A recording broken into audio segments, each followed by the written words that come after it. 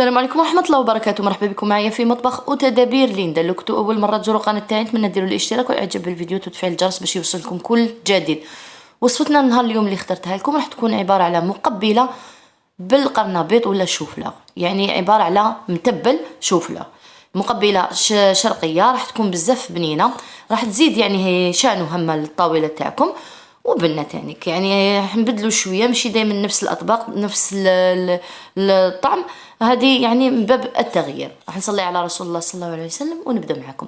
هنا عندي مقدار تاع نص راس صغير تاع شوفلر، قطعته هكا زهرات صغيره عفوا، مع شويه تاع الملح، يعني ملحتهم ملح. من بعد نجوز ندير مقله فوق النار، نزيد عليها شويه تاع الزيت هكا باش نقليهم، يعني الزيت الكافي اللي باش نقدر نقليهم. حاولوا كيفاش الزهرات تاعكم يكونوا كامل قد يعني حجم واحد، ما اذا كانوا كبار قطعوهم هكا بالموس كيما راكم تشوفوا على زوج على ثلاثه، ليسونسيال باش كي نحطهم كامل يكونوا قد في الحجم تاعهم. هكذا قليتهم مليح حتى نتحمروا خداو هذا اللون الشباب. بيان سور دوك كي تنحوهم من الزيت حطوهم فوق رقماص هكذا كيما راكم تشوفوا ولا بابي ابسوربون. في نفس الزيت نقلي زوج حبيبات تاع فلفل حلو، اللي يحب يستعمل الحار يدير حبه حبه، يعني حبه حار حبه فلفل حلو كيما تحبوا، هادشي يرجع لكم. نحيتهم تانيك ومن بعد نقشرهم، جوز نقشرهم هكذا غير بالعقل بيان سور بعد ما يبردوا هكذا. من بعد حليتو كيما راكم تشوفوا نحي هذيك الزريعه الدخلانيه ونقطعهم دوكا قطع صغيره بهذا الشكل. هنا الطرشي كيما هوش وقته راح يجي هذاك الملحم شغل شاد روحو حيجي يبان. باغ كونطخ في الصيف يكون يعني كي يكون وقته ما يكونش هكذا خشين ولا اللون خضر هكذا كامل، راح يمد لنا داك اللون الخضر بصح ماشي كامل هذا الحامق.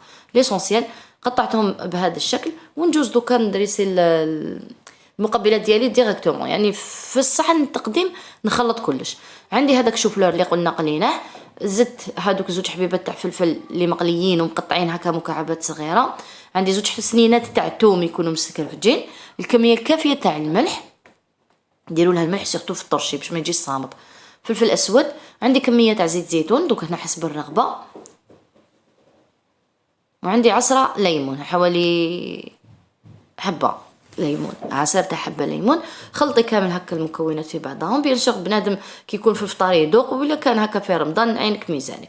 زدت هنا كميه تاع طحينه هنايا انا درت حوالي زوج مغارف صغار هكا مملوئين.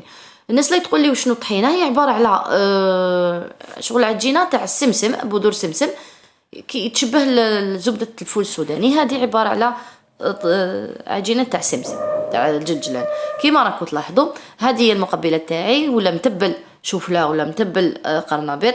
قلت لكم راح يكون بنين بزاف، جربوها، يعني الا حبيتوا تجربوا ديروا كميه صغيره باش ما تريسكيوش، ولا عجبتكم عودوا ديروا كميات اكبر. انا المهم عجبتني بنينه بزاف. شوفوا هاد الامور هاد السقايط كامل بنان ويزيدوا سورتو في طاوله تاع رمضان. هذه الوصفه تاعي تاع اليوم، ان شاء الله تعجبكم وتجربوها وترجعوا لي في التعليقات وطلعوا لنا شويه لي فيديو.